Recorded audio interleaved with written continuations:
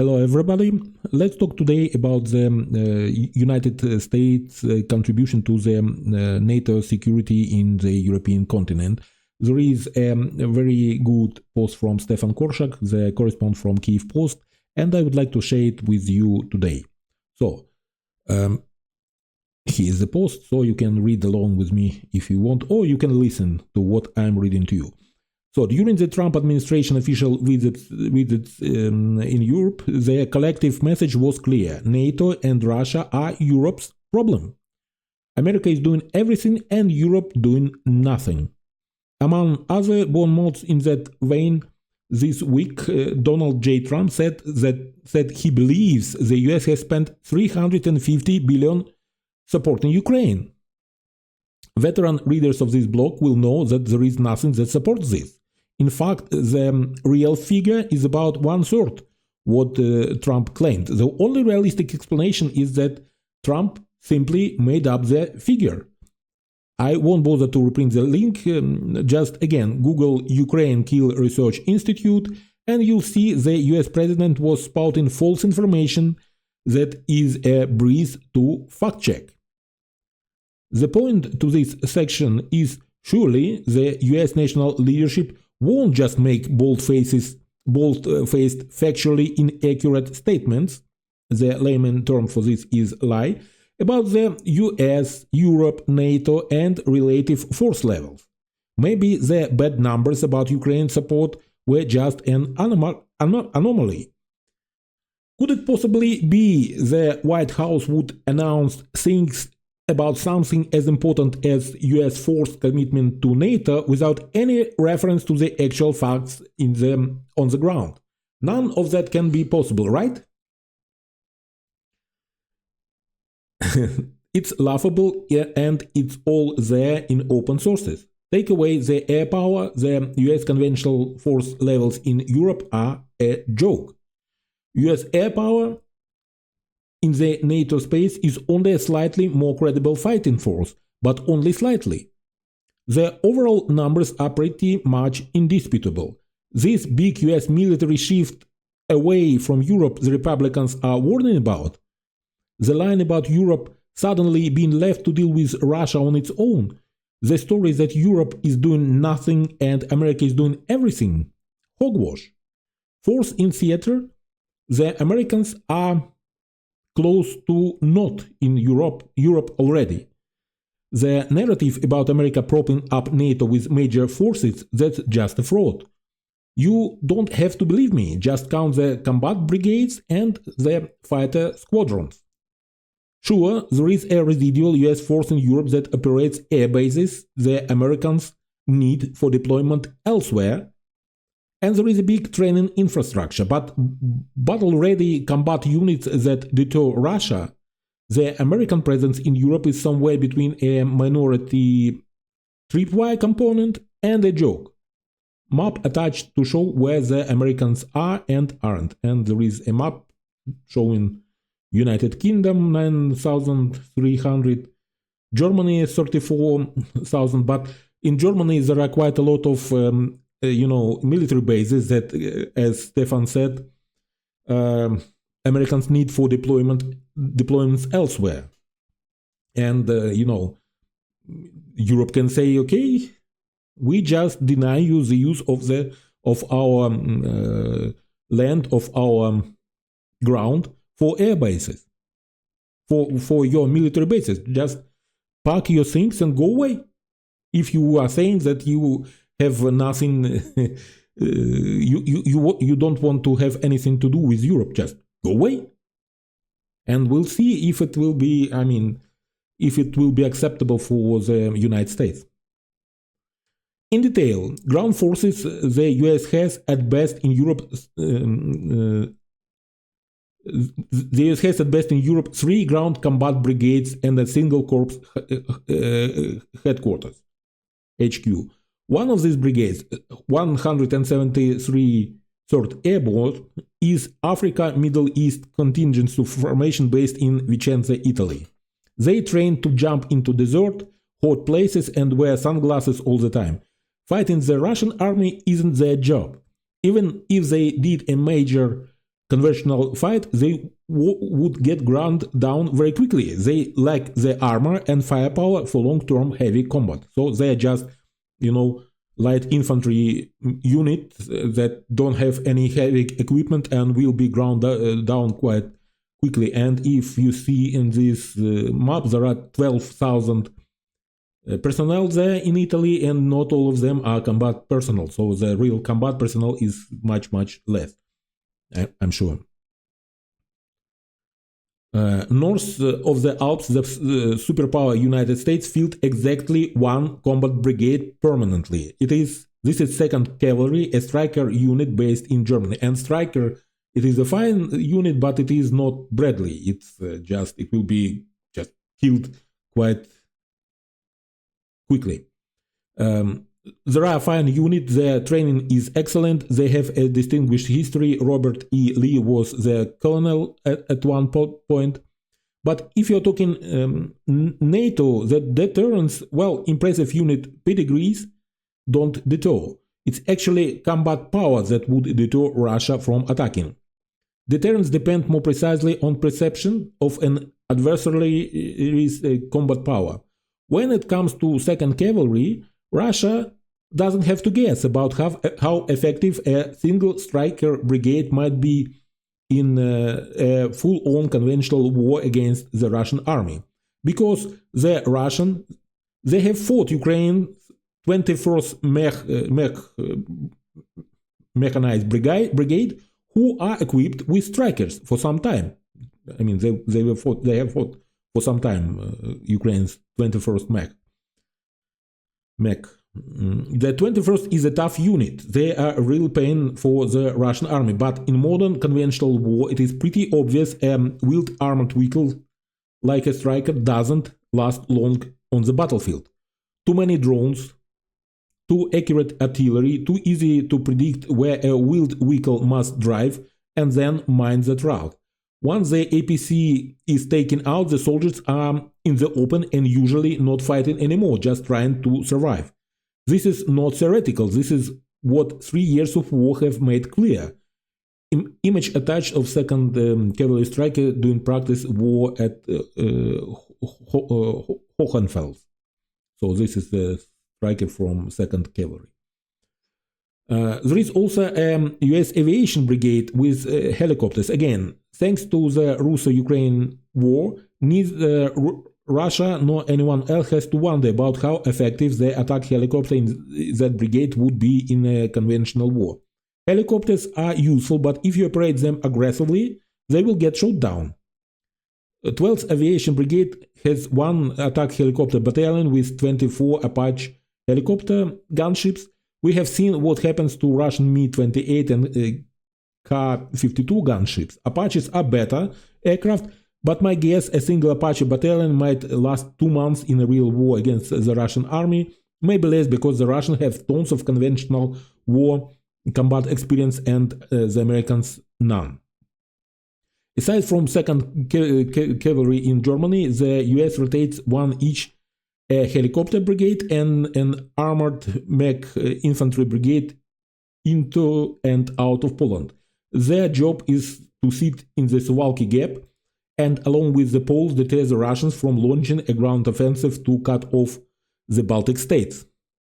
The brigade is about 3,500 men, about 120 good quality armed vehicles, and it's backed by a lot of rotary and fat slice of artillery. That's it. One American reinforced brigade. I read that currently it's a 2nd Brigade, 3rd Armored Division. For all of Europe north of the Alps and east of the Rhine. This is the giant US contribution to deterrence of Russia in the northeast Europe that the Trump people are talking about. So only one reinforced brigade. The regular army of Lithuania, a country with a total population roughly the size of Chicago, is twice as large 2nd Cav and 2/3 armor combined.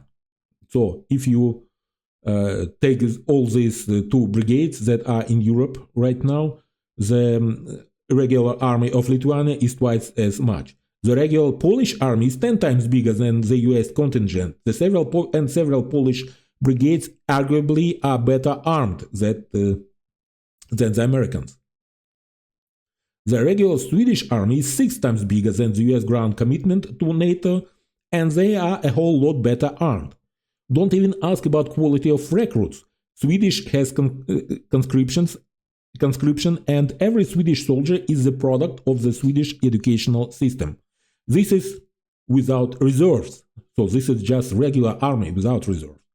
Further away, there is German, Estonian, Latvian, Czech, Slovak, etc.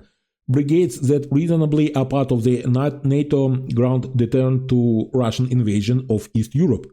Zelensky, while discussing NATO fighting capacity this week, said his office estimates NATO 82 living and breathing combat brigades total.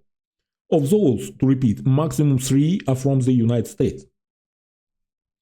Reference the previous section. According to Zelensky, Ukraine right now has 110-120 combat brigades in the field.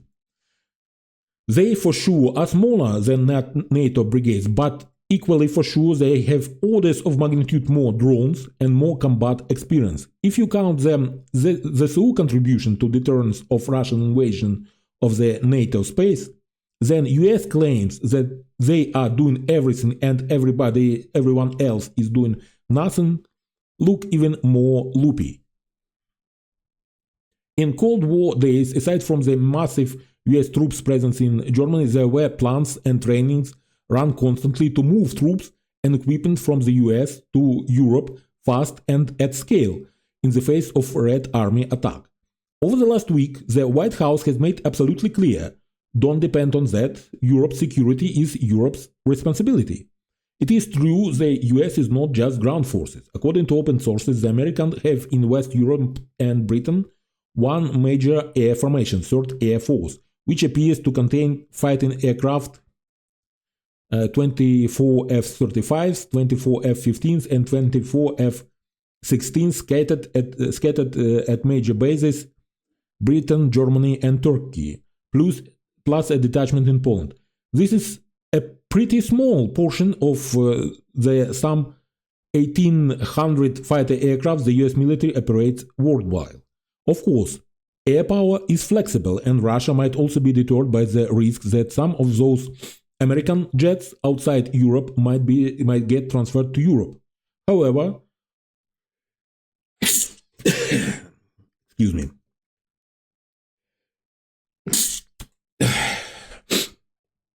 However, what counts for ground forces counts for air forces. US policy has reversed itself. The Americans are making it very clear. European security is a European problem. Meanwhile, the biggest European NATO nation air forces, France, Greece, Spain, Germany, UK, Italy, Sweden, Poland, and Finland, in that order, contain collectively about 1,100-1,200 first-line NATO standard fighter aircraft. All of this is from global firepower. So these numbers are from global firepower. So this week has been confusing to me. I have been watching the United States national security leadership go to Europe in speeches and meetings and press conferences, and watched US official after official Trump, Hegseth, Vance, Kellogg declare the US is tired of being taken advantage of on NATO and being responsible for European security, while the Europeans are doing nothing. In terms of nothing, there is of course the fact that in Afghanistan, about 3,600 coalition soldiers died and maybe 15,000 were wounded in actions fighting side by side with US forces. In Iraq, the figures were about 350 killed and 2,000 wounded, half of them British. Wiki tells me 19 Ukrainians died fighting alongside US troops in Iraq. But even if you set aside the pretty important principle that if people shed blood helping you, then you have some obligations to help them if they are in trouble, and if you don't, then you are a real jerk. Hard numbers, Northeastern Europe, then Northeastern Europe, when I count the firepower available for war or deterrence, it is the American force that is dinky and unserious. And it's the Americans that don't look to be living up to the end of the NATO bargain, not the Europeans. Ground forces, the Americans are stepping up not like a superpower but like Lithuania. After all, the US is a real superpower with 50 regular brigades at its disposal and probably have that again in National Guard. Yet, Uncle Sam can only come up with one light motorized brigade, one proper armored brigade, and one paratrooper brigade with missions elsewhere to contribute to NATO to deter Russia, which currently can only be described as the most aggressive, dangerous, and warlike state on Earth. I call all that a fraud. In terms of serious firepower, clearly the US abandoned Europe and NATO years ago. In terms of actual threat, the US is intentionally abandoning Europe when the threat of war in Europe is higher than any time since 1939. The US leadership is complaining about force ratios that exist only in their minds and on their messaging butcher boards. So, just to add to this, United States is, Trump and the United States, they are constantly telling about that European countries should spend more on their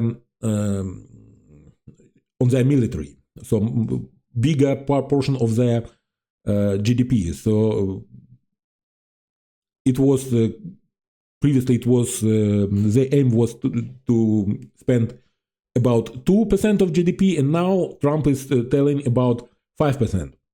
And they are saying that they are spending much more than European countries for NATO, but what they are conveniently omitting that out of this 3.5% of the GDP that the United States is spending for military, most of it is got spent elsewhere, not in Europe, not for NATO, because United States have global presence, and all of this money is going elsewhere.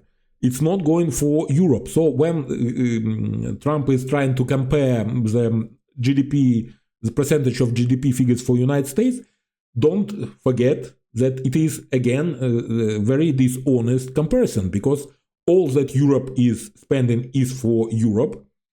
Then when, as we can see from this post, most of the money that the United States are spending for the project somewhere else. So that's all I wanted to speak to you today. Have a nice day, have a nice evening, or whatever time of the day you have right now. And till next, Slava Ukraini!